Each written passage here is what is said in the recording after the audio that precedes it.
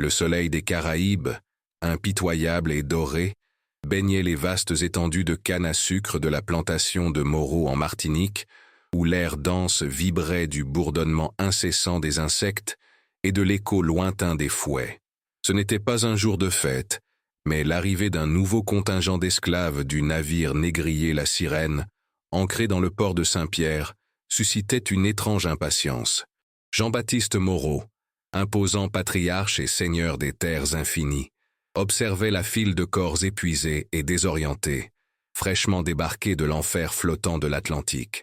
Son regard bleu glacial scrutait chaque homme, chaque femme, à la recherche de force, de résilience, et peut-être de quelque chose de plus subtil.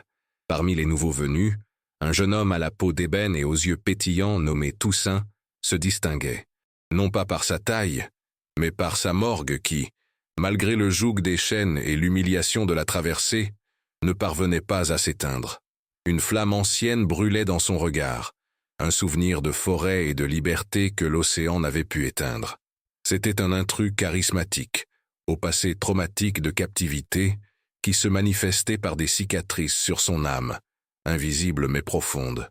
Sur la véranda de la grande maison coloniale, ornée de vignes parfumées et du luxe ostentatoire des richesses tirées de la terre et de la sueur d'autrui, Marie-Antoinette Beaumont observait la scène.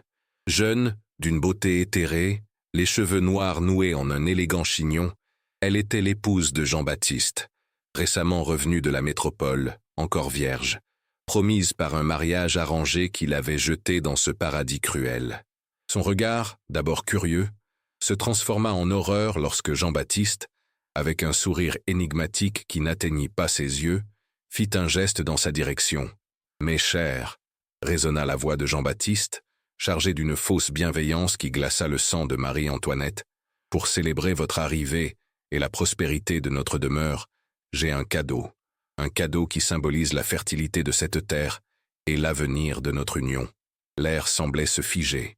Les esclaves, habitués à la brutalité mais pas à de telles moqueries, échangèrent des regards confus. Marie-Antoinette sentit le sol se dérober sous ses pieds. Le cadeau, c'était elle.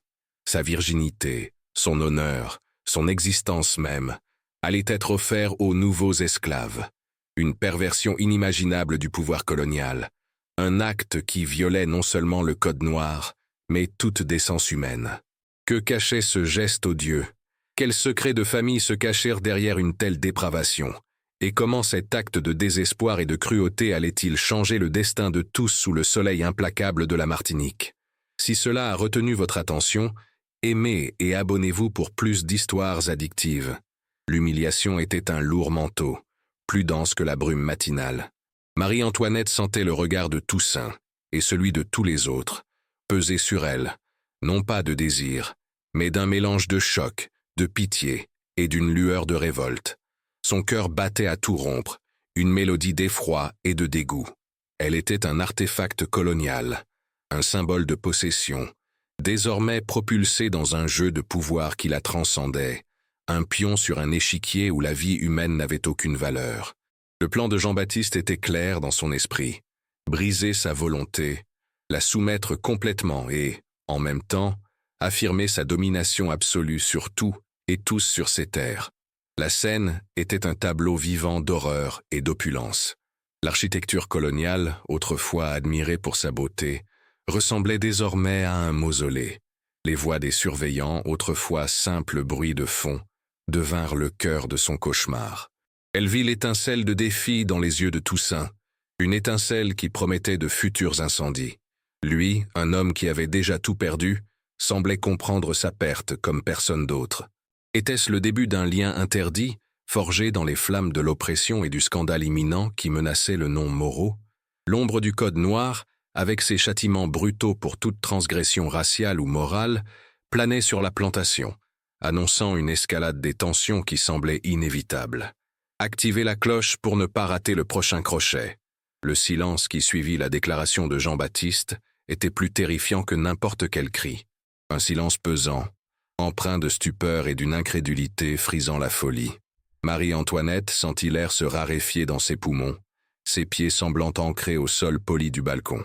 Ses yeux, autrefois empli d'une innocence nouvellement éveillée à la brutalité du nouveau monde, reflétait maintenant un abîme de terreur. Le soleil, qui quelques instants auparavant semblait dorer le paysage, brûlait maintenant tel un brasier impitoyable, témoin d'une abomination. Elle était fertilité, union, un objet à profaner pour cimenter le pouvoir d'un homme sur les autres hommes, sur la nature elle-même. Jean-Baptiste, impassible, savourait la scène, ses lèvres fines s'incurvant en un sourire satisfait. Son regard, cependant, restait froid et calculateur, comme s'il observait une expérience réussie. Il n'y avait aucune passion, pas même de perversion, dans son regard, seulement une cruelle affirmation de domination. Il s'attendait à la rupture, à la soumission totale de sa jeune épouse, et, à travers elle, à l'anéantissement de toute once d'espoir dans le cœur des nouveaux venus. C'était une leçon de pouvoir, gravée dans la chair et dans l'âme. Parmi les esclaves, Toussaint, même épuisé et enchaîné, ne baissait pas les yeux. Son regard sombre, aussi profond que la nuit africaine, croisa celui de Marie-Antoinette. Aucun jugement, seulement une compréhension silencieuse, une horreur partagée. Il ne voyait pas en elle la maîtresse cruelle, mais une victime, aussi enchaînée que lui, quoique par les entraves invisibles des conventions et du patriarcat. La flamme qui brûlait en lui, le souvenir d'un village paisible et la blessure encore ouverte de la capture, se mêlaient maintenant à une rage froide. Ce maître n'était pas seulement un tyran, c'était un profanateur, et un tel acte appellerait une réponse, un jour. Un médaillon en ivoire africain, que Toussaint avait réussi à cacher dans sa bouche pendant la traversée, pesait sur sa langue, artefact symbolique portant les secrets de sa lignée et la promesse d'une vengeance future. Il était l'incarnation de l'intrus charismatique, animé par un passé traumatisant, un rebelle en devenir sous les traits d'un esclave fraîchement arrivé. La plantation, avec ses parfums de canne à sucre et de terre humide, semblait respirer la tension.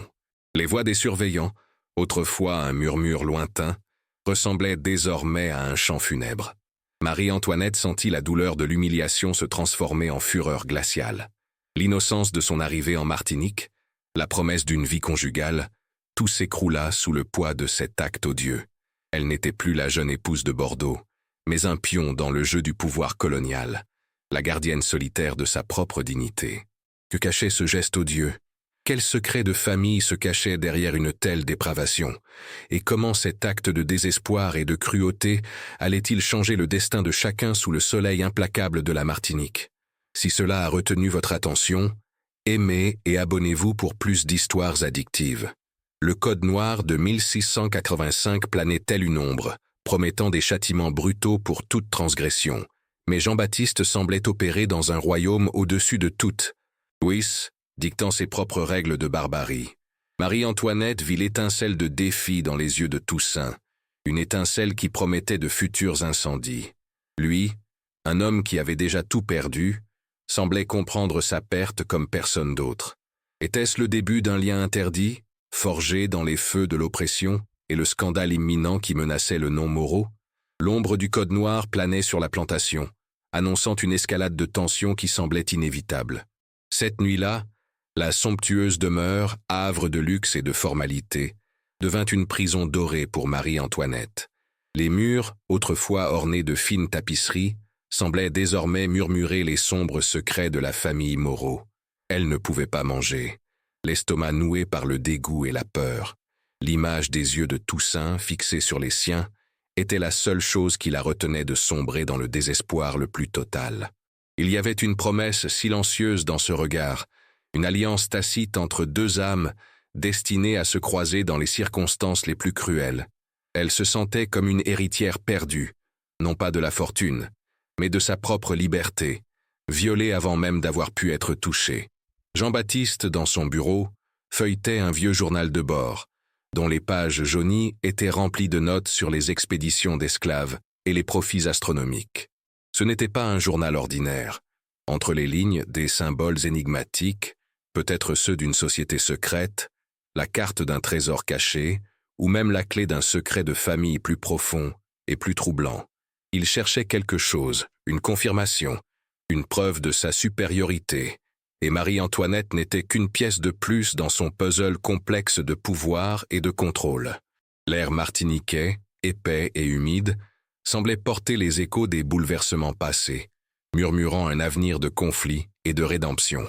La nuit à l'habitation Moreau était un épais manteau d'obscurité et de secret, bien loin de la clarté impitoyable du jour. Pour Marie-Antoinette, la demeure coloniale, autrefois symbole de prestige et de promesse, était devenue un labyrinthe d'ombre et d'échos d'une humiliation insupportable. Chaque craquement du parquet, chaque bruissement de feuilles dans le vent semblait murmurer le nom de Jean-Baptiste et son acte dépravé. Elle arpentait ses luxueux appartements, le satin fin de sa chemise de nuit, rappelant cruellement la vie qui lui avait été volée avant même qu'elle n'ait commencé. La virginité, symbole de pureté et d'honneur dans la métropole, n'était ici qu'une monnaie d'échange, un objet à profaner pour consolider le pouvoir d'un tyran. Son regard s'attarda sur son propre reflet dans le miroir vénitien, à la recherche de la jeune femme naïve arrivée de Bordeaux.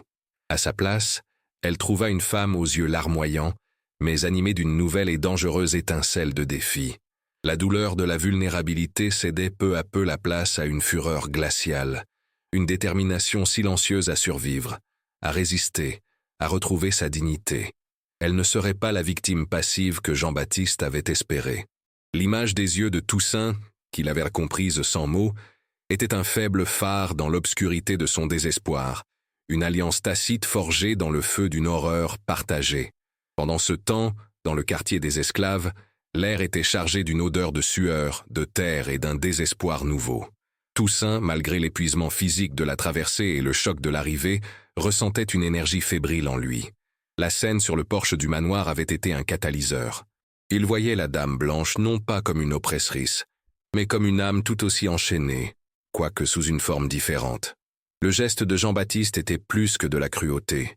C'était une déclaration de guerre à l'humanité, un affront qui exigerait une réponse. Dans sa bouche, sous sa langue, palpitait le médaillon d'ivoire africain, symbole de son héritage et de la résistance de son peuple. Il se souvenait des anciens de son village, des histoires de lutte et de liberté. Ce petit objet était l'encre de son identité, la promesse qu'il ne serait pas brisé. Si cela a retenu votre attention, aimez et abonnez-vous pour plus d'histoires addictives. Dans le luxueux bureau, Jean-Baptiste Moreau, inconscient de la tempête émotionnelle qu'il avait déclenchée, était absorbé par son journal de bord. La lueur vacillante des bougies dansait sur les pages jaunies, révélant non seulement des relevés d'expédition et de profit, mais aussi des motifs énigmatiques, spirales complexes, symboles de serpents entrelacés et runes semblant d'origine africaine, mêlées à des armoiries coloniales. Ce n'était pas seulement un document commercial, c'était un codex, la carte d'un secret ancestral. Il traçait les symboles d'un doigt fin, ses yeux glacés, brillant d'une obsession presque fiévreuse. À chaque nouvelle découverte, un sourire subtil et cruel se dessinait sur ses lèvres. Il ne recherchait pas seulement la richesse, mais une forme de pouvoir transcendant les terres et les hommes, un héritage caché qui, croyait-il, justifierait tous ses actes, aussi odieux fussent-ils. Le journal révélait des indices sur des lignées mêlées, un ancien pacte entre colons et chefs africains, un trésor enfoui, ou une vérité familiale qui, si elle était révélée, ébranlerait les fondements de sa fortune et de son nom. Les offrandes de Marie-Antoinette étaient plus qu'un acte de domination. Elle s'inscrivait dans un rituel pervers, une manière d'affirmer son contrôle absolu sur la nouvelle génération qui se formait sur la plantation. Une génération qui portait peut-être dans ses veines le sang interdit que le journal laissait entendre. Il croyait qu'en brisant la plus pure des vierges et en la soumettant à ses esclaves, il réaffirmait non seulement son pouvoir, mais aussi, d'une manière perverse, achevait un cycle, un sacrifice. La plantation, endormie sous la lune des Caraïbes, était une véritable poudrière. Les tensions sociales, les lois brutales du Code noir et les secrets de famille de Jean-Baptiste tissaient une toile complexe du destin. Marie-Antoinette, prisonnière de sa cage dorée, et Toussaint, enchaîné mais l'âme libre, allaient devenir les acteurs principaux d'un jeu bien plus grand qu'ils n'auraient pu l'imaginer.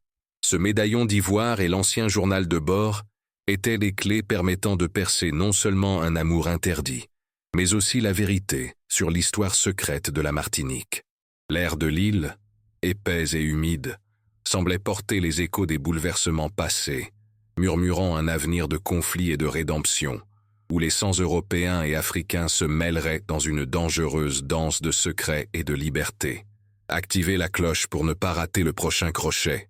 Le lendemain de cette nuit infâme, Marie-Antoinette descendit prendre son petit déjeuner dans la maison principale, le visage pâle, mais la posture étonnamment droite. Le soleil martiniquais, aussi implacable que la veille, filtrait à travers les volets, dessinant des zébrures d'ombre et de lumière sur le parquet ciré.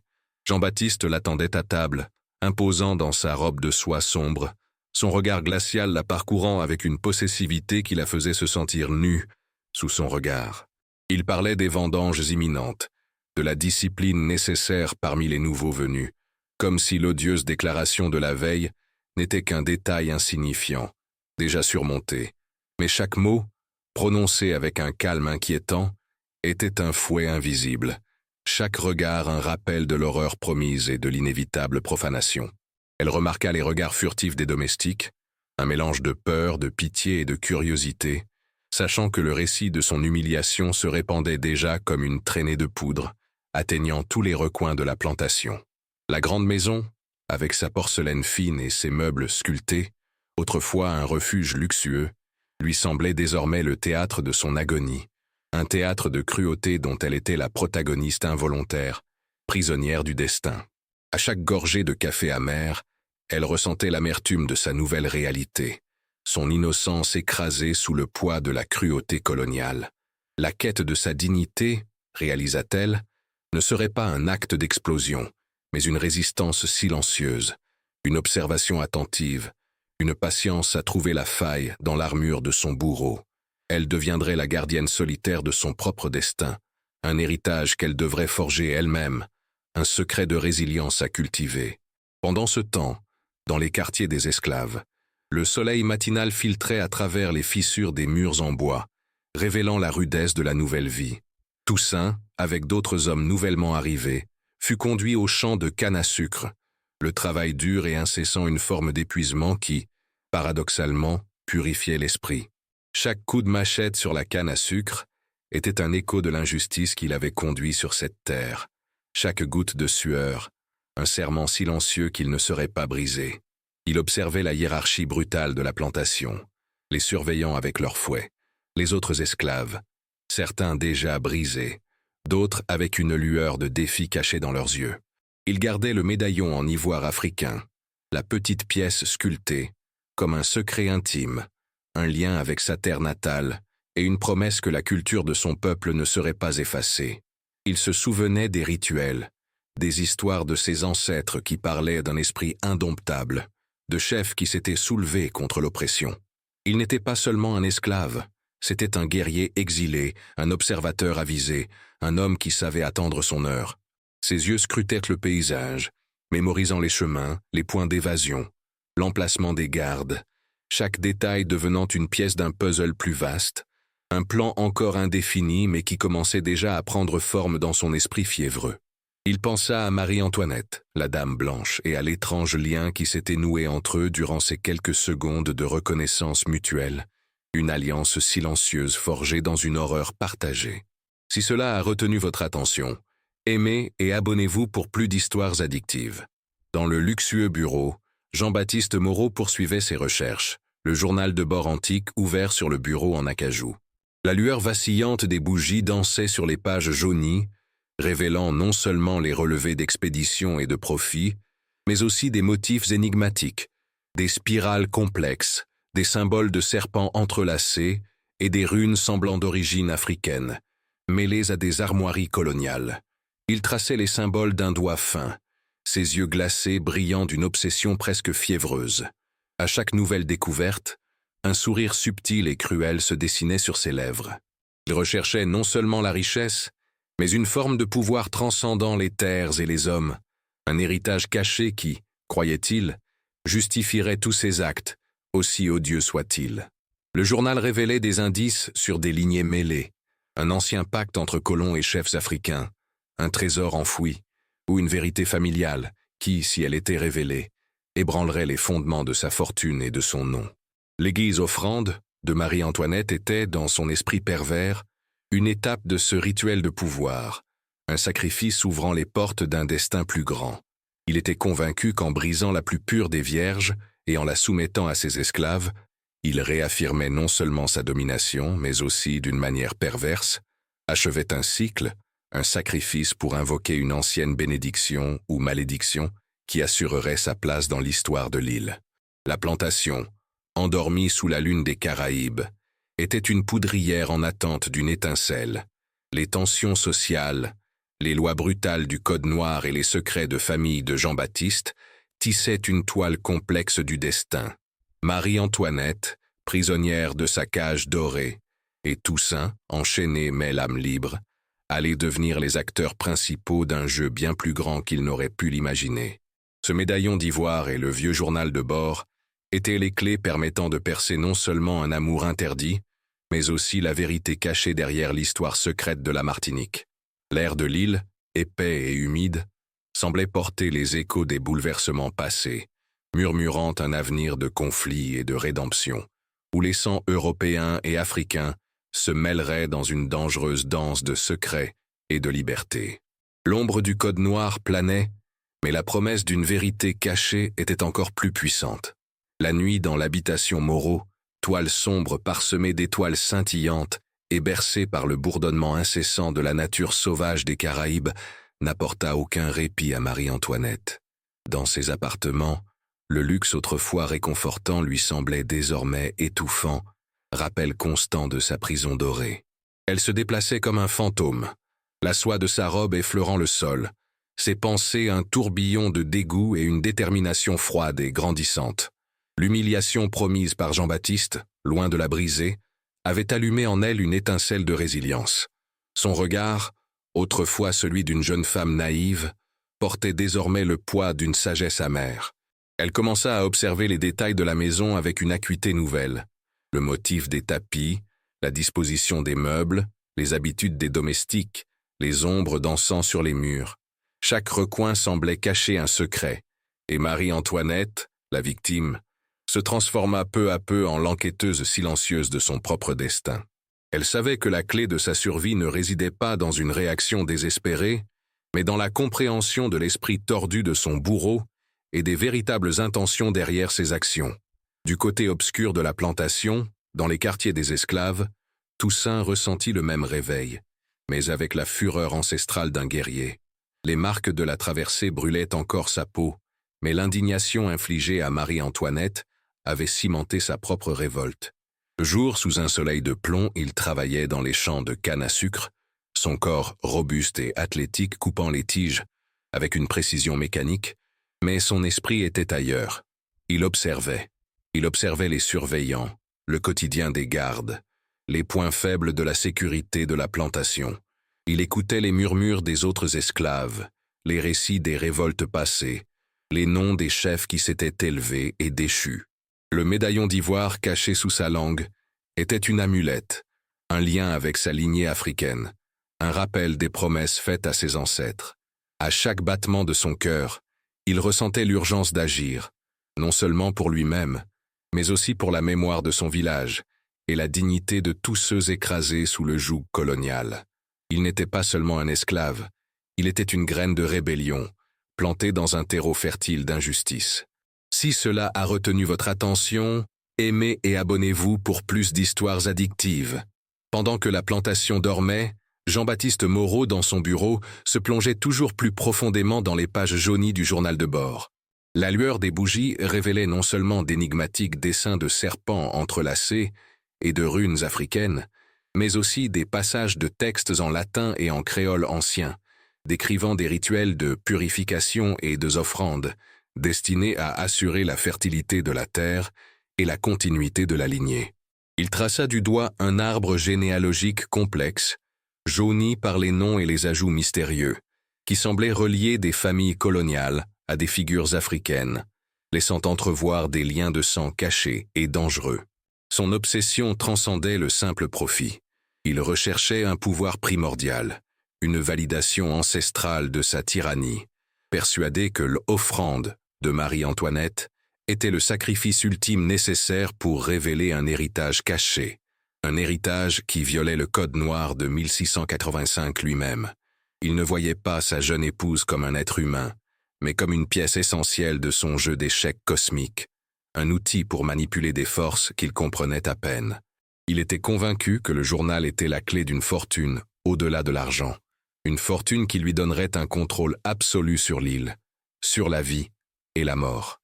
Une nuit, alors que Marie-Antoinette errait dans les couloirs du manoir, incapable de dormir, elle entendit des voix étouffées provenant du bureau de Jean-Baptiste. Curieuse et pleine de courage, elle s'approcha et jeta un coup d'œil par l'entrebâillement de la porte. Jean-Baptiste se tenait là, illuminé par la lueur vacillante des bougies, marmonnant des phrases dans une langue qu'elle ne comprenait pas, tout en gesticulant sur son journal ouvert. À ses côtés se tenait un vieux surveillant, un métis aux yeux fatigués qui ressemblait plus à un complice réticent qu'à un serviteur. Jean-Baptiste tenait un médaillon en ivoire, non pas celui de Toussaint, mais un médaillon similaire, encore plus ancien et usé, portant les mêmes symboles énigmatiques. Il parlait du sang qui unira la terre et le ciel, de la promesse antique et de l'héritier perdu. Marie-Antoinette sentit un frisson lui parcourir l'échine. Ce n'était pas seulement un acte de cruauté personnelle, elle faisait partie de quelque chose de bien plus vaste, plus ancien et plus sinistre qu'elle n'aurait pu l'imaginer. La peur se transforma en conviction. Elle devait découvrir la vérité derrière le journal et l'obsession de son mari. La plantation, sous le couvert de la nuit, semblait détenir des secrets qui pourraient les consumer tous. À partir de cette nuit-là, les couloirs de l'habitation Moreau devinrent le théâtre d'une danse périlleuse pour Marie-Antoinette. Poussée non seulement par la peur, mais par une fureur glaciale et une soif de vérité, elle entama sa propre enquête silencieuse. Ses pas légers, autrefois hésitants, étaient désormais calculés, évoluant dans les ombres de la maison tel un fantôme vigilant. Elle observa Jean-Baptiste avec une acuité nouvelle, notant ses habitudes, ses moments d'absence, les endroits où il gardait ses clés ou ses documents. Chaque objet de la maison, autrefois élément d'un décor luxueux, était désormais un indice potentiel, une lettre oubliée sur le bureau, un livre aux pages marquées, et même les conversations feutrées des domestiques, qu'elle écoutait désormais avec une attention accrue, tentant de déchiffrer les murmures concernant le maître et les secrets antiques. Sa position de maîtresse de maison, autrefois prison, lui conférait désormais une étrange liberté de mouvement. Elle pouvait pénétrer dans le bureau de Jean-Baptiste en son absence, sous prétexte de ranger des papiers ou de superviser le ménage, scrutant la pièce du regard, à la recherche de tout lien avec le journal et les paroles troublantes qu'elle avait entendues. Une odeur de tabac et de parchemin ancien flottait dans l'air, et chaque fois qu'elle s'approchait du bureau en acajou, elle ressentait un mélange de répulsion et de curiosité presque irrésistible. Elle cherchait le médaillon semblable à celui de Toussaint, l'arbre généalogique griffonné, le moindre indice susceptible de percer le mystère qui entourait son mari et la plantation. L'image du surveillant métis, ses yeux fatigués et sa réticence, s'imprégnaient dans son esprit. Un lien possible, un pont vers la vérité. Elle savait que la vérité était une arme et elle en avait besoin pour se battre. Si cela a retenu votre attention, aimez et abonnez-vous pour plus d'histoires addictives. Tandis que Marie-Antoinette perçait les secrets du manoir, Toussaint, dans les champs de canne à sucre, transformait sa colère en stratégie. Le soleil implacable de la Martinique le frappait à la peau, mais son esprit était constamment en ébullition. Il observait les surveillants, étudiant leurs habitudes, leurs faiblesses, leurs moments d'inattention. Il apprenait les sentiers les moins surveillés, les angles morts des gardes, la topographie de la plantation comme si c'était une carte dans son esprit. Durant ces quelques heures de repos, dans l'obscurité étouffante des quartiers des esclaves, il communiquait à voix basse avec les autres esclaves, utilisant des dialectes africains que les surveillants ne comprenaient pas, tissant un réseau silencieux d'information et de confiance. Le médaillon d'ivoire africain, caché dans un petit sac en tissu noué autour de son cou, était son talisman, un rappel constant de son identité et de la promesse de liberté. Il le toucha, sentant les inscriptions rugueuses sous ses doigts, et dans son esprit, les histoires de ses ancêtres, de rois et de guerriers, résonnèrent. Il n'était pas seulement un esclave, c'était un leader en devenir, un stratège qui savait que la rébellion ne se résumait pas à la force brute, mais à l'intelligence et à la patience.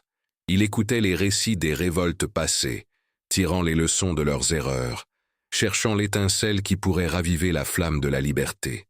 Le lien silencieux avec Marie-Antoinette, la femme blanche qu'il avait vue humiliée, était un élément intrigant de son plan, une pièce imprévisible, mais peut-être cruciale dans sa partie d'échecs contre Jean-Baptiste. Il voyait en elle non pas une ennemie, mais une alliée potentielle, une âme tout aussi prisonnière, quoique sous des entraves différentes.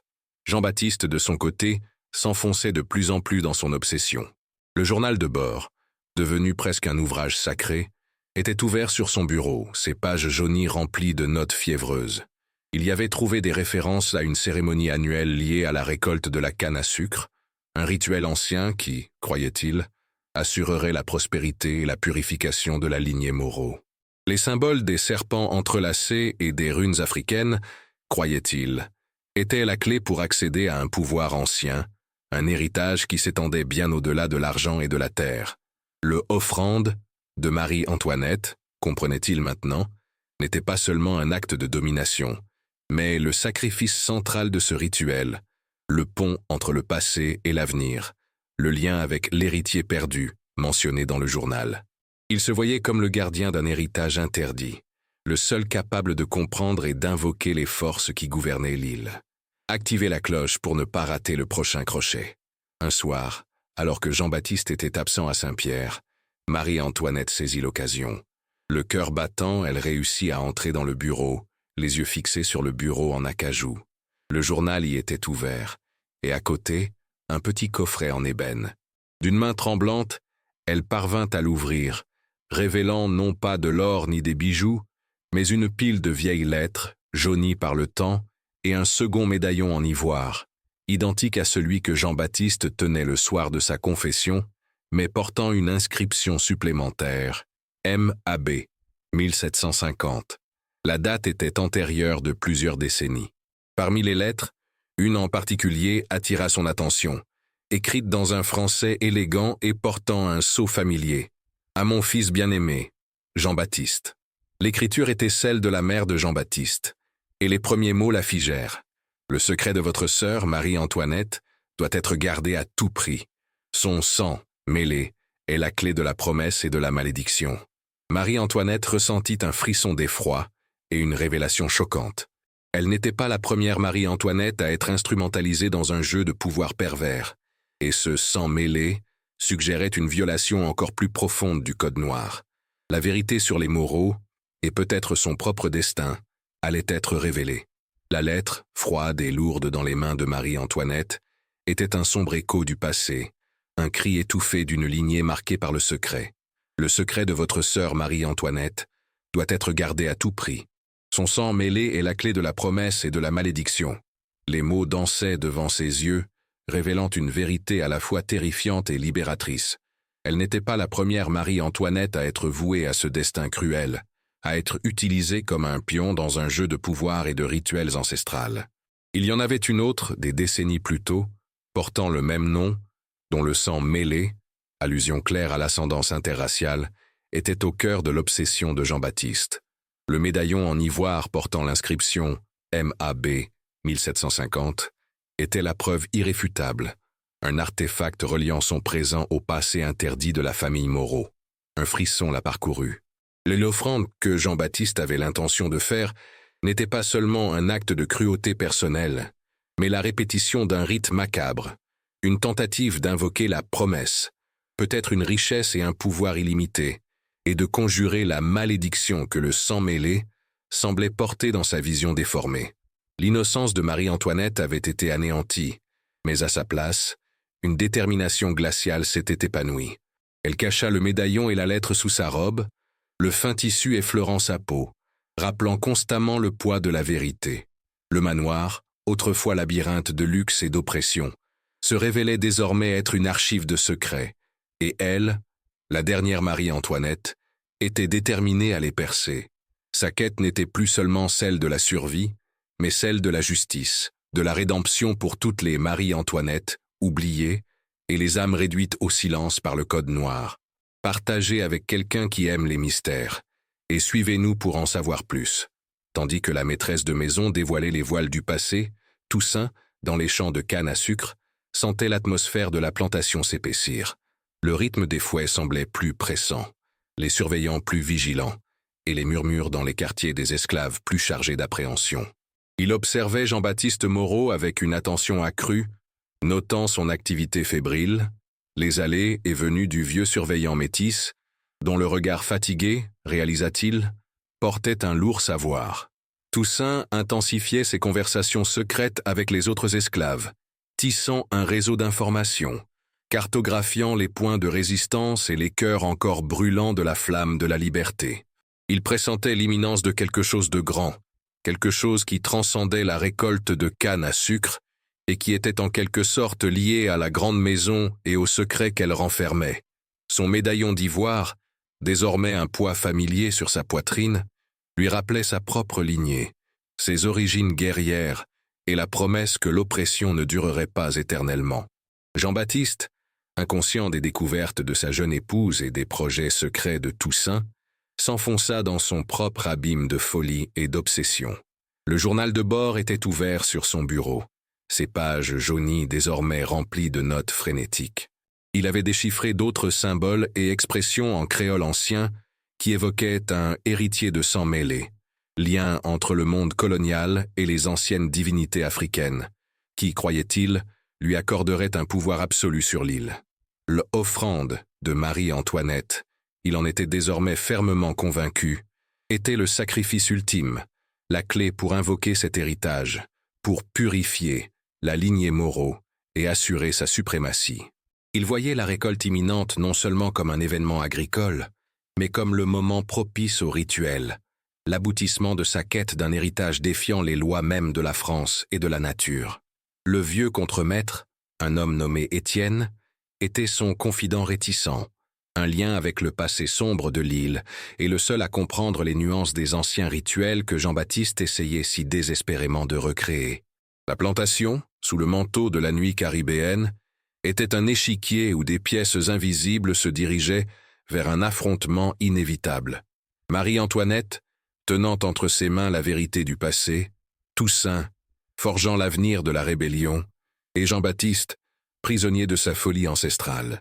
L'air martiniquais, épais et humide, semblait vibrer sous l'effet de la tension grandissante, annonçant une tempête menaçant d'emporter non seulement l'habitation Moreau, mais tout le système esclavagiste qui la soutenait. Marie-Antoinette, le médaillon interdit et la lettre usée cachée contre elle, ressentait le poids de l'histoire dans chaque fibre de son être. La vérité sur l'autre Marie-Antoinette, le sang mêlé et la malédiction que Jean-Baptiste redoutait tant, se déroulaient dans son esprit comme un vieux parchemin. Elle comprenait désormais la profondeur de la folie de son mari.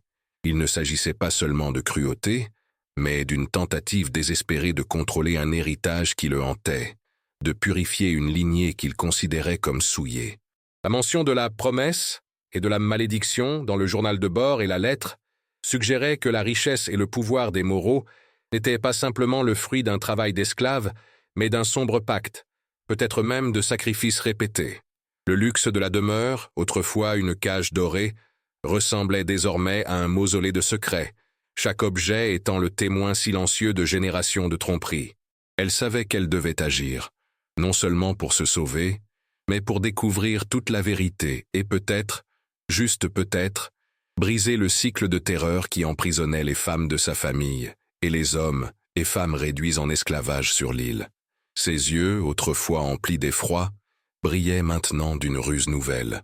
Elle observa Étienne, le vieux contremaître métis, avec une intensité renouvelée. Son regard fatigué, la réticence de sa posture aux côtés de Jean-Baptiste, indiquaient qu'il en savait plus qu'il ne le laissait paraître. Marie-Antoinette décida qu'il était la clé. Un après-midi, alors que Jean-Baptiste inspectait les champs de canne à sucre, elle l'aborda dans les couloirs de la maison, sous prétexte de s'enquérir des fournitures de cuisine. « Étienne », commença-t-elle d'une voix douce mais ferme, « Monsieur Moreau a été inhabituel. Y a-t-il quelque chose que je devrais savoir sur les préparatifs des vendanges? Il parle de promesses et de héritage. » Étienne hésita, son regard scrutant le couloir avant de se poser sur elle, un mélange de peur et de reconnaissance à peine perceptible. « Madame », murmura-t-il d'une voix rauque. Il vaut mieux laisser certains héritages tranquilles. Monsieur Moreau touche à des choses anciennes, des choses que lui-même ne comprend pas entièrement. Il se retourna pour partir, mais Marie-Antoinette l'arrêta d'une légère pression sur son bras. « Ma vie en dépend peut-être, Étienne, et peut-être la vôtre aussi. » Le vieux contremaître la regarda, la vérité lui traversant le regard, avant d'acquiescer lentement. « La récolte est plus abondante que la canne à sucre cette année. C'est l'heure de l'offrande, et ce n'est pas la première fois qu'un Moreau y parvient. Si cela a retenu votre attention, aimez et abonnez-vous pour plus d'histoires addictives. » Dans les champs de canne à sucre, sous un soleil implacable, Toussaint sentit le changement dans l'air. La fureur silencieuse de Marie-Antoinette, qu'il percevait depuis la nuit de son humiliation, semblait maintenant se transformer en quelque chose de plus dangereux, de plus calculé. Il la regarda s'approcher du vieux surveillant Étienne, et le bref et tendu échange ne passa pas inaperçu. Étienne était un homme connu pour sa loyauté forcée envers Jean-Baptiste, mais aussi pour sa profonde connaissance des traditions et des secrets de l'île, hérité de sa propre lignée métisse. L'interaction de Marie-Antoinette avec lui alluma une nouvelle étincelle dans l'esprit de Toussaint. Si la maîtresse de maison cherchait la vérité, peut-être leur chemin pourrait-il se croiser. Il intensifia ses efforts, mobilisant son réseau d'informateurs dans le quartier des esclaves. Les murmures circulaient sur l'arrivée de nouvelles cargaisons de rhum et d'herbes rares dans la maison principale, sur la préparation d'une arrière-salle, dans le bureau de Jean-Baptiste, et sur un renforcement de la surveillance nocturne. Le médaillon d'ivoire autour de son cou vibrait de l'urgence de son objectif. La récolte approchait, et avec elle, l'offrande de Jean-Baptiste, que Toussaint percevait désormais comme le tournant de la rébellion qu'il orchestrait en silence. Il avait besoin de savoir exactement ce que Jean-Baptiste préparait et quelle place Marie-Antoinette y occupait. Jean-Baptiste, dans son bureau, ignorait les réseaux de conspiration qui se tramaient autour de lui. Son esprit était rongé par la fièvre de son obsession. Le journal de bord était ouvert, ses pages maintenant griffonnées de nouvelles notes, de cartes célestes et de schémas de rituels anciens. Il croyait avoir déchiffré la séquence finale pour invoquer l'héritier du sang mêlé, la clé du pouvoir absolu sur la Martinique. Il avait trouvé des références à une nuit de sang et de renaissance, qui coïncidait avec l'apogée de la récolte de la canne à sucre. Ses yeux injectés de sang brillaient d'une folie mystique. Il ordonna à Étienne de préparer la pièce secrète au fond du bureau, une pièce sombre et étouffante, où étaient disposés des objets rituels comme des bols en terre cuite et des herbes aromatiques. « La promesse sera tenue, Étienne !» s'écria-t-il d'une voix rauque et triomphante. « La lignée Moreau sera purifiée. Le sang mêlé sera le pont, pas la malédiction. » Étienne, le visage impassible, obéit, mais dans son regard, Toussaint et Marie-Antoinette avaient vu le reflet d'une peur ancestrale, une sombre certitude qu'ils n'osaient exprimer. Jean-Baptiste, dans sa mégalomanie, voyait Marie-Antoinette non comme une victime, mais comme la pièce maîtresse de son ascension au pouvoir, le sacrifice ultime qui lui donnerait le contrôle de la vie et de la mort sur l'île, scellant un destin qu'il croyait lui appartenir de droite ancestrale. Marie-Antoinette, après sa brève et tendue conversation avec Étienne, ressentit un regain d'urgence. La confirmation que les offrandes n'étaient pas un événement isolé, mais un rituel répété, la terrifia et la stimula à la fois. Elle savait qu'Étienne était la clé pour percer les mystères de cette folie ancestrale. La nuit suivante, sous prétexte de surveiller le garde-manger, elle le retrouva. L'air était lourd de la douce odeur de la canne à sucre en fermentation et du murmure lointain des tambours provenant des quartiers des esclaves. « Étienne !» murmura-t-elle d'une voix basse et ferme. « J'ai besoin de tout savoir. Qui était l'autre Marie-Antoinette? Que signifie « sang mêlé » et quelle est la véritable nature de l'offrande? » Le vieux contremaître, ses mains calleuses tremblant légèrement tandis qu'il rangeait les sacs de farine, la regarda avec des yeux emplis de peur. « Madame, Monsieur Moreau, il est dangereux.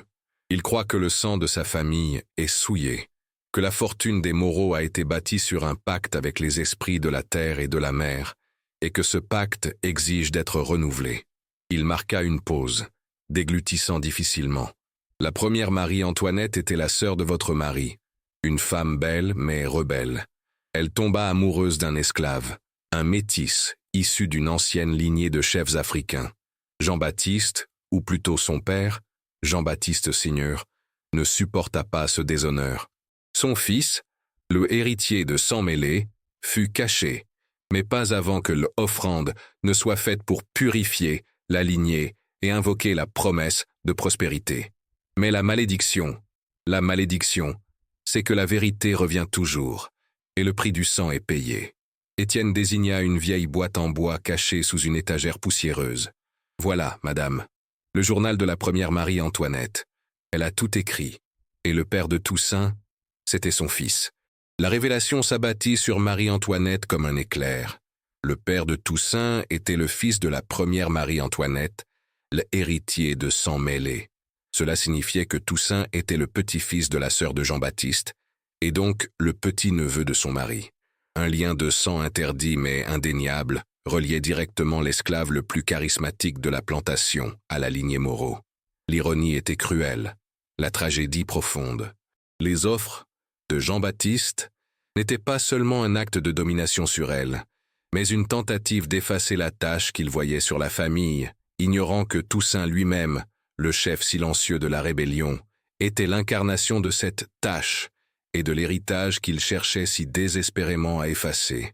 Elle prit la boîte en bois, sentant le poids de l'histoire dans ses mains. « Et le rituel » demanda-t-elle, d'une voix à peine plus forte qu'un murmure. « Que compte faire Jean-Baptiste » Étienne tremblait.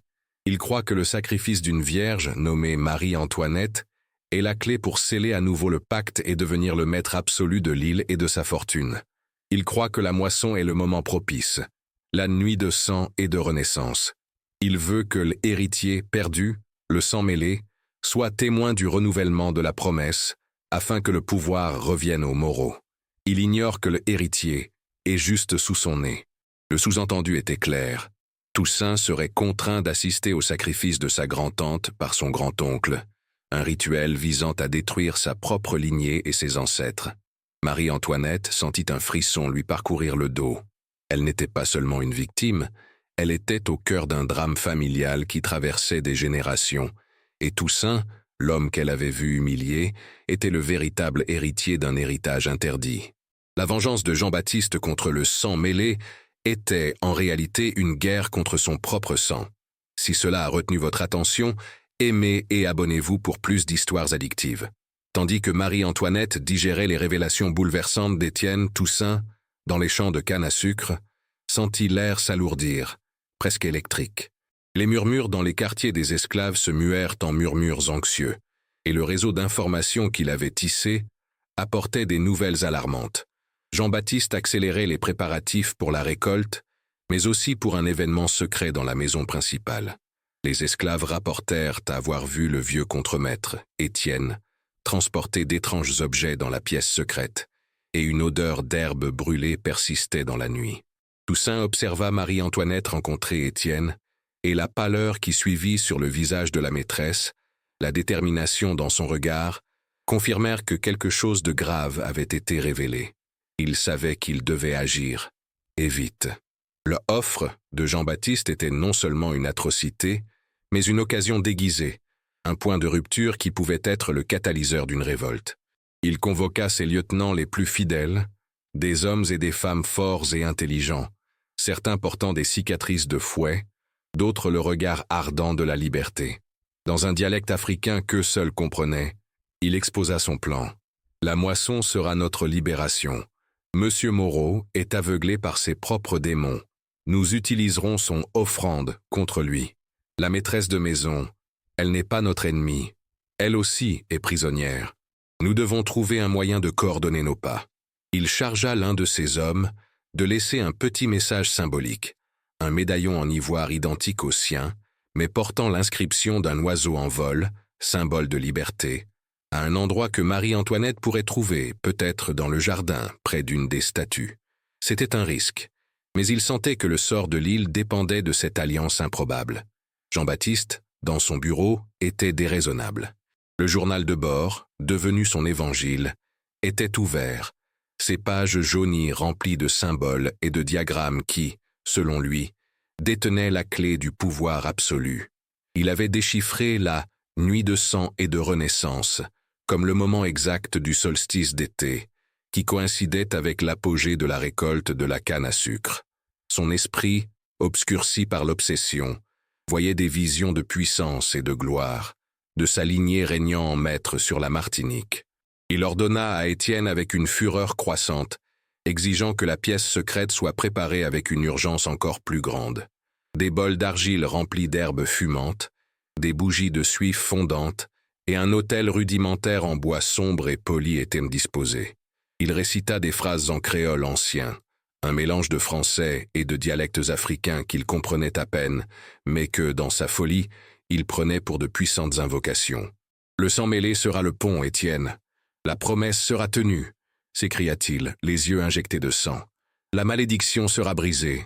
La fortune des Moreau sera à nous pour toujours. » Étienne, le visage impassible, observait le délire de son maître, mais une nouvelle peur s'emparait de lui, non pas pour Jean-Baptiste, mais pour ce qu'il allait déclencher. Le vieux contremaître savait que la promesse était illusoire, que la malédiction s'était depuis longtemps emparée de la maison Moreau et qu'elle s'apprêtait à faire son œuvre. La plantation, sous le soleil tropical, semblait retenir son souffle, attendant l'inévitable dénouement. Activez la cloche pour ne pas rater le prochain crochet. Marie-Antoinette, ayant caché le journal de la première Marie-Antoinette, fouilla dans ses pages jaunies à la lueur vacillante d'une bougie, dans la solitude de sa chambre. Les mots de l'autre femme, empreints de désespoir et d'amour interdit, révélèrent une histoire de passion débordante entre elle et un esclave africain, un chef charismatique nommé Hakim, qui était en réalité le père d'Étienne et le grand-père de Toussaint. La première Marie-Antoinette avait donné naissance à un fils métis, un scandale que Jean-Baptiste, père, tenta d'effacer avec une cruauté indicible. Elle décrivit les rituels païens que son beau-frère, Jean-Baptiste, l'actuel maître, accomplissait déjà en secret, influencé par un livre de sorcellerie africaine qu'il avait volé à Hakim. Le journal se terminait par une sombre prémonition concernant l'offrande et la vengeance des esprits de l'île. Sa lecture conforta la détermination de Marie-Antoinette.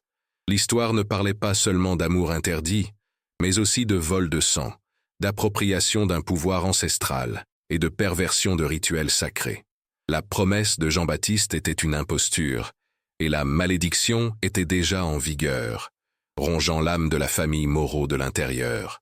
Elle sentit le poids du médaillon d'ivoire autour de son cou, celui qu'Étienne lui avait offert, et comprit qu'elle devait retrouver le médaillon de Toussaint, le dernier maillon qui unirait les pièces de ce puzzle macabre. Toujours dans le silence de la nuit, un léger bruit provenant du jardin attira son attention. Curieuse et prudente, elle s'approcha de la fenêtre.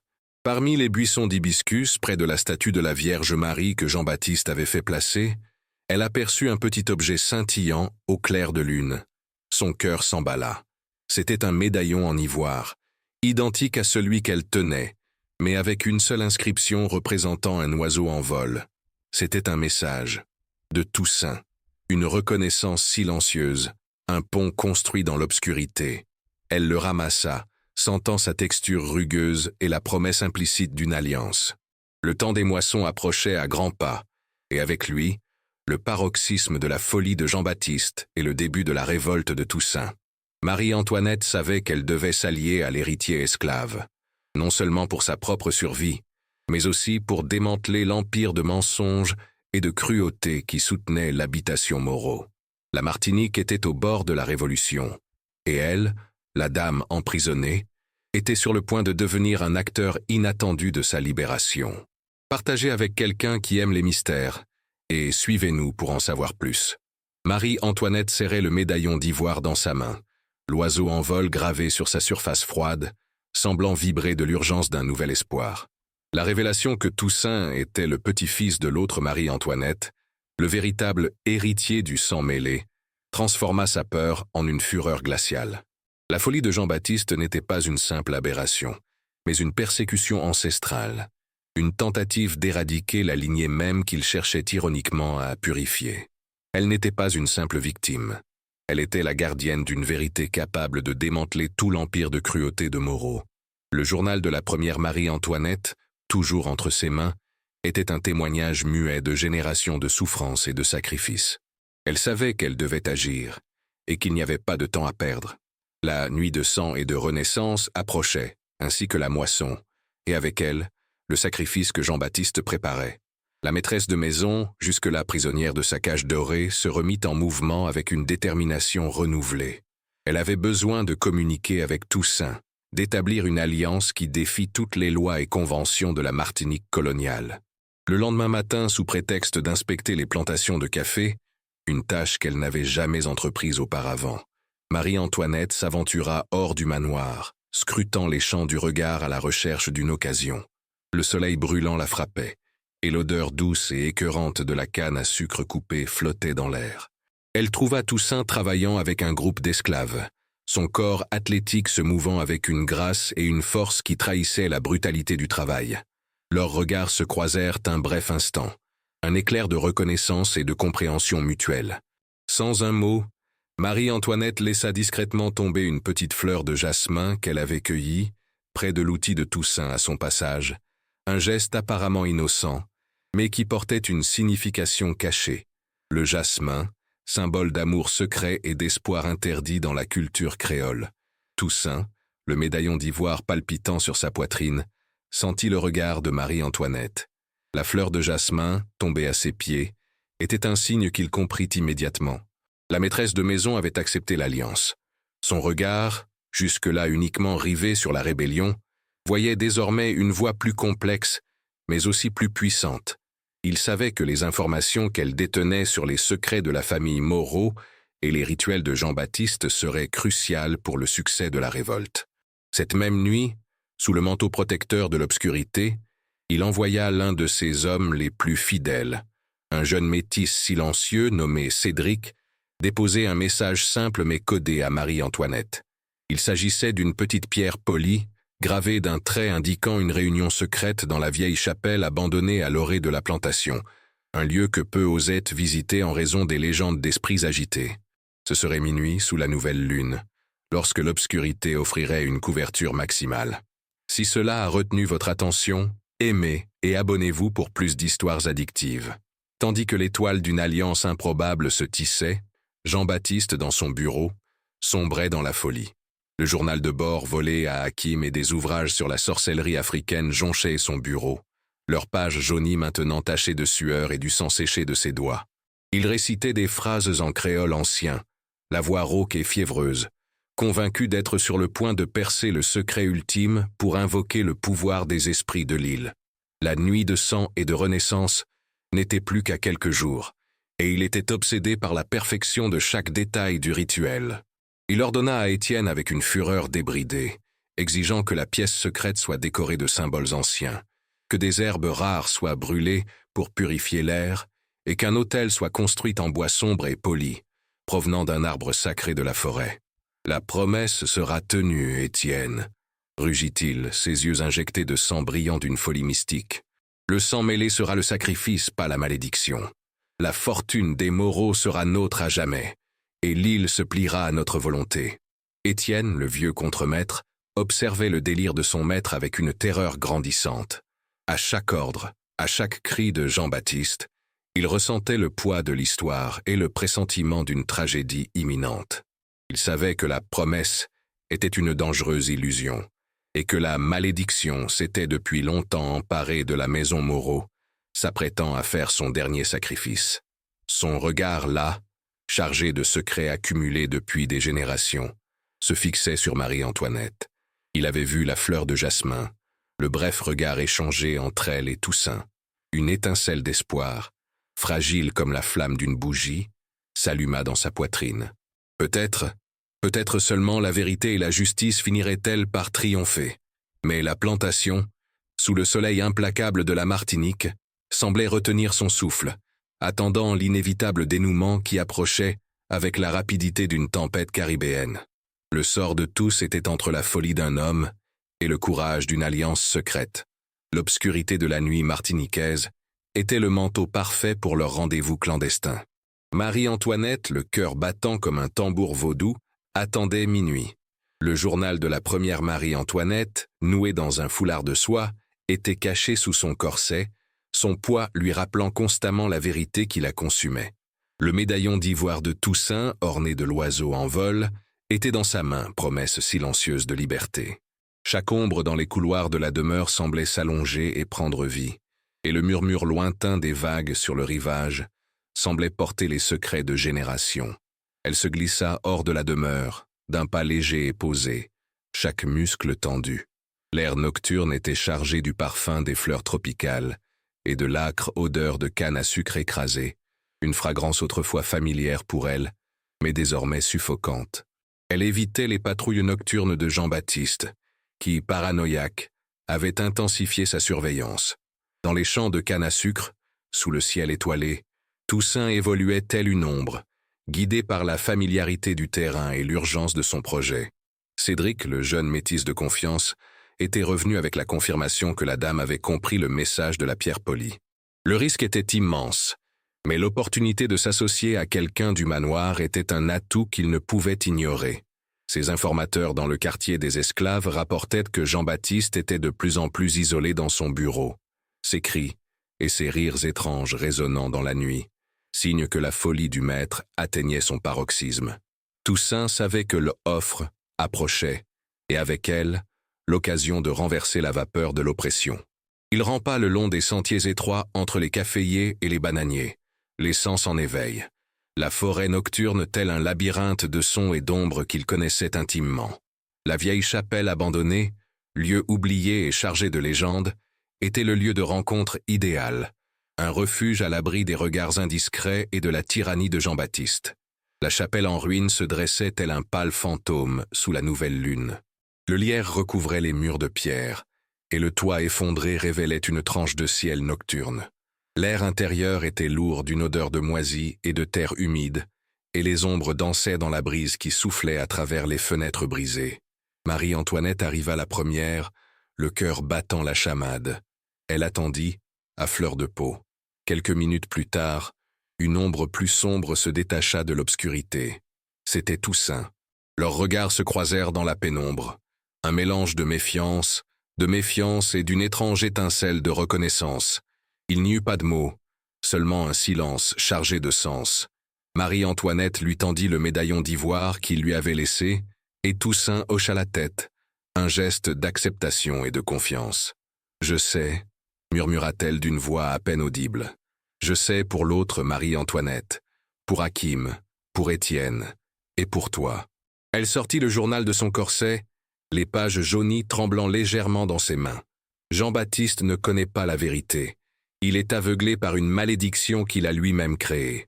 Toussaint s'approcha, les yeux rivés sur le journal. Son « offrande » est le comble de sa folie, répondit-il d'une voix grave et calme, mais avec une intensité qui résonna dans la petite chapelle. Il croit qu'elle purifiera la lignée, mais il ne fait qu'invoquer la vengeance des esprits de l'île, et il veut que l'héritier du sang mêlé en soit témoin. Il marqua une pause, le regard fixé sur le sien. Je suis cet héritier, et la rébellion est prête à éclater. L'offrande sera notre signal. Marie-Antoinette ressentit un frisson, mais aussi un regain de courage. L'alliance était scellée. « Que devons-nous faire ?»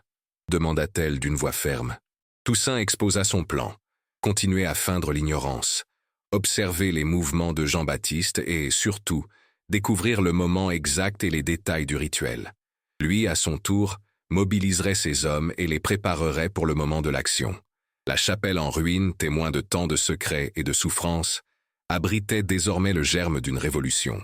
Si cela a retenu votre attention, aimez et abonnez-vous pour plus d'histoires addictives. Pendant ce temps, dans la maison principale, Jean-Baptiste était pris de frénésie. Le journal de bord et les livres de sorcellerie étaient en lambeaux, les pages déchirées et éparpillées sur le sol, car il croyait avoir absorbé tout le savoir. Il se mouvait maintenant avec une énergie fiévreuse, presque surnaturelle. « La nuit de sang et de renaissance est proche, Étienne !» s'écria-t-il d'une voix stridente. « La chambre secrète doit être un sanctuaire. L'autel doit être orné des symboles d'Hakim. Le pouvoir sera mien. » Il ne réalisait pas qu'il utilisait les symboles de celui qu'il avait tenté d'effacer de l'histoire, les pervertissant dans sa propre quête de pouvoir. Étienne, le visage impassible, obéissait aux ordres, mais ses yeux fatigués brillaient d'une lueur entendue, comme un pressentiment que le vent allait tourner. La plantation, sous le soleil implacable de la Martinique, semblait retenir son souffle, attendant l'inévitable dénouement qui approchait avec la rapidité d'une tempête caribéenne. Le sort de tous dépendait de la folie d'un homme et du courage d'une alliance secrète, forgée dans l'obscurité de cette nuit. L'obscurité de la nuit, qui avait autrefois abrité le secret de l'alliance, se dissipait désormais avec la promesse d'un jour nouveau, chargé de présages. De retour au manoir, Marie-Antoinette sentait le journal de la première Marie-Antoinette brûler sous son corset, un fardeau de vérités anciennes et de dangers imminents. À chaque pas dans les couloirs silencieux, l'odeur d'encens et d'herbe, que Jean-Baptiste avait fait brûler dans la pièce secrète, s'épaississait, presque hallucinogène. Elle savait qu'elle devait se déplacer avec une extrême prudence, mais aussi à une vitesse fulgurante. La folie de son mari était à son comble, et la nuit de sang et de renaissance approchait à la vitesse d'une tempête tropicale. Elle se mit à observer Jean-Baptiste avec une froideur calculée, son regard absorbant chaque détail, chaque geste. Il était presque méconnaissable, ses traits marqués par une fièvre mystique, ses monologues bruyants devenant plus fréquents. Les domestiques, autrefois habitués à ces accès de colère, s'éloignaient maintenant en silence, la peur dans leurs yeux témoignant de la dégradation mentale du maître. Marie-Antoinette comprit que la pièce secrète, au fond du bureau, était l'épicentre de cette folie. Elle remarqua que Jean-Baptiste y passait des heures, et le son de psalmodies étouffé et l'odeur de fumée se répandirent dans la maison. Un après-midi, alors qu'il était en transe dans le bureau, elle osa une rapide inspection. La porte de la pièce secrète était entr'ouverte. À l'intérieur, le spectacle était troublant. Un autel en bois sombre et brut, orné de plumes d'oiseaux exotiques, des bols en argile remplis d'un liquide rouge sombre, et une statuette en ébène d'une divinité africaine dont le regard semblait suivre ses mouvements. Au centre de l'autel, une carte rudimentaire de l'île était dessinée, avec un endroit précis marqué au sang séché, l'habitation Moreau. Pendant ce temps, dans les champs, Toussaint sentait l'urgence. L'alliance avec Marie-Antoinette, bien que risquée, avait insufflé un nouvel espoir et une stratégie vitale à ses plans. Il retrouva ses lieutenants au cœur de la nuit, sous l'épaisse couverture forestière qui bordait la plantation. Parmi eux se trouvait Cédric, le jeune métis de confiance, et Amina, une femme forte et sage, réputée pour son courage et sa connaissance des herbes et des rituels de l'île. Toussaint exposa la phase suivante du plan. Le offrande de Jean-Baptiste serait le signal. « Madame Marie-Antoinette nous indiquera le moment exact », expliqua-t-il d'une voix basse mais ferme. « Elle nous donnera les détails du rituel. Nous devons savoir où il se trouvera, qui l'accompagnera et comment accéder à la chambre secrète. Lui, aveuglé par sa propre obscurité, nous apportera la lumière nécessaire à notre libération. » Il ordonna à Cédric de maintenir un contact discret avec Marie-Antoinette, utilisant le code de la fleur de jasmin pour les messages plus urgents. Amina, à son tour, préparait les potions et les défenses, mobilisant les femmes du quartier des esclaves pour la diversion et le soutien logistique. La révolte, autrefois une flamme vacillante, brûlait désormais avec une intensité maîtrisée mais puissante. Jean-Baptiste, dans son délire, était rongé par une certitude absolue. Il avait absorbé les secrets d'Hakim, du moins le croyait-il, et était désormais le maître d'un pouvoir ancestral. Il se voyait comme l'élu, le purificateur de la lignée Moreau. Il commandait à Étienne avec une fureur croissante, exigeant que l'autel de la chambre secrète soit orné de symboles de sacrifice, que les herbes les plus rares soient brûlées, et que la pièce soit scellée pour la nuit de sang et de renaissance. Étienne, le sang mêlé sera le sacrifice, pas la malédiction, rugit-il, ses yeux injectés de sang brillant d'une folie mystique.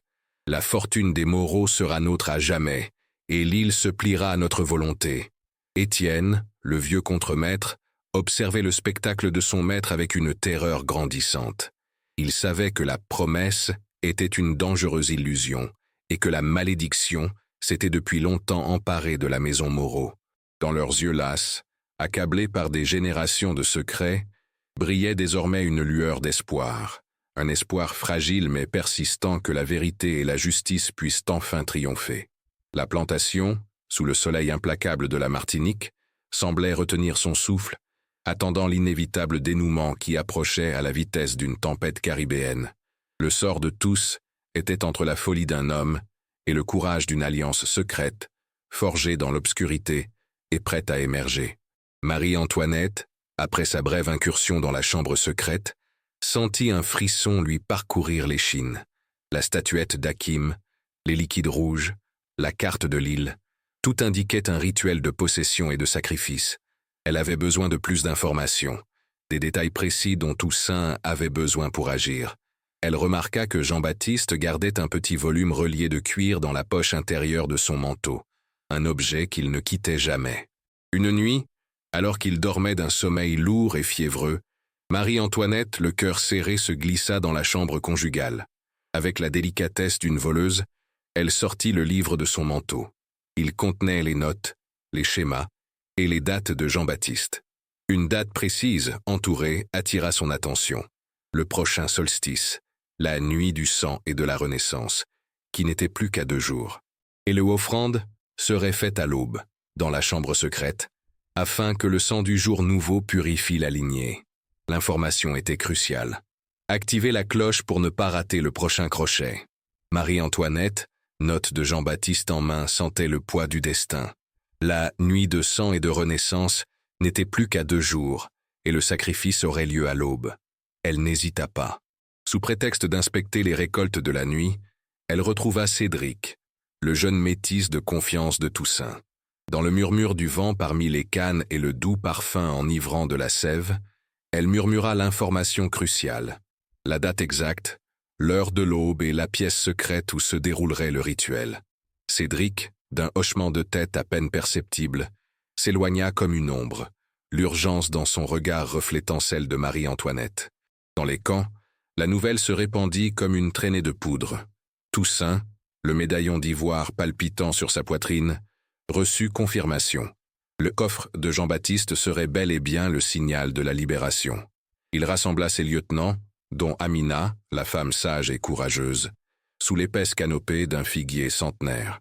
Les outils du métier, machettes ou faux, furent aiguisés en secret, transformés en armes d'une révolte tant attendue. « À l'aube du solstice », déclara Toussaint d'une voix basse mais sonore, « quand le soleil embrassera l'île, la folie de M. Moreau sera notre cri de guerre. Le offre sera notre liberté. » Amina prépara des potions de diversion et des herbes pour fortifier le cœur des guerriers. Les femmes du quartier des esclaves, complices silencieuses, se préparèrent à créer des diversions, veillant à ce que les patrouilles de Jean-Baptiste soient détournées. La nuit du solstice arriva, dense et chargée d'une électricité oppressante. Jean-Baptiste, plongé dans son délire final, se tenait dans la pièce secrète, l'autel orné des symboles pervers d'Hakim. Ses yeux injectés de sang brillaient d'une folie possessive. Il avait contraint Étienne à assister, liant le vieux contremaître à un pilier pour qu'il puisse assister à la purification de la lignée. Marie-Antoinette, pâle mais d'une détermination glaciale, y fut traînée, les yeux fixés sur la statuette d'ébène, l'oreille tendue à l'affût du moindre bruit. Jean-Baptiste leva le couteau cérémoniel, une lueur folle dans le regard, et commença le chant en créole ancien, les bols de liquide rouge fumant. Juste au moment où les premiers rayons du soleil touchaient l'horizon, et que Jean-Baptiste s'apprêtait à accomplir le sacrifice, le son lointain des tambours provenant des quartiers des esclaves se transforma en un grondement de tonnerre. Des cris résonnèrent de la plantation et une odeur de fumée emplit le manoir. La révolte avait éclaté. Toussaint, menant ses hommes avec une fureur contenue, prit d'assaut l'habitation. La porte de la pièce secrète s'ouvrit brusquement dans un fracas assourdissant. Jean-Baptiste, en transe, fut pris par surprise. Le couteau cérémoniel lui échappa des mains tremblantes. Toussaint, l'héritier du sang mêlé, se tenait devant lui, non pas comme un esclave, mais comme un chef, l'incarnation vivante de la lignée que Jean-Baptiste avait si désespérément tenté d'effacer. Étienne, libéré par les rebelles, cria la vérité à tous. La lignée de Toussaint, la farce du rituel, la folie qui rongeait les Moreau. Confronté à la vérité et à l'effondrement de son empire, Jean-Baptiste s'effondra. Son esprit déjà fragile céda sous le poids de la réalité et de la vengeance. Il tomba, peut-être d'un coup de sang, peut-être poussé par l'obscurité même qu'il avait cultivée. Sa mort marqua la fin d'une ère d'oppression. Marie-Antoinette, libérée de ses chaînes invisibles, se tourna vers Toussaint. Cette alliance improbable avait réussi. La plantation Moreau, désormais libérée, allait être le catalyseur d'une nouvelle Martinique. Toussaint, bien que ne recherchant pas le pouvoir des maîtres, accepta l'héritage de son grand-père, Hakim, et conduisit les esclaves vers une nouvelle ère de liberté. L'histoire de l'offrande interdite, de l'amour caché et du courage d'une maîtresse et d'un esclave, s'est répandue à travers l'île, témoignant que le sang, la vérité et l'humanité trouvent toujours un chemin, même à travers les chaînes les plus serrées. Le médaillon d'ivoire, désormais symbole de liberté et d'une lignée retrouvée, a été transmis aux générations futures, rappelant que la véritable richesse réside dans la liberté et la persistance de la mémoire. La plantation Moreau, autrefois monument à la cruauté, est devenue un symbole de rédemption et de résilience, écho de la révolution haïtienne, où la justice, même tardive, trouve toujours son chemin. Quel secret colonial déterreriez-vous? L'histoire de la Martinique et de la France coloniale regorge de mystères et de passions interdites. Partagez vos théories ci-dessous et abonnez-vous à la chaîne pour découvrir d'autres récits captivants qui dévoilent les secrets qui ont façonné le monde que nous connaissons.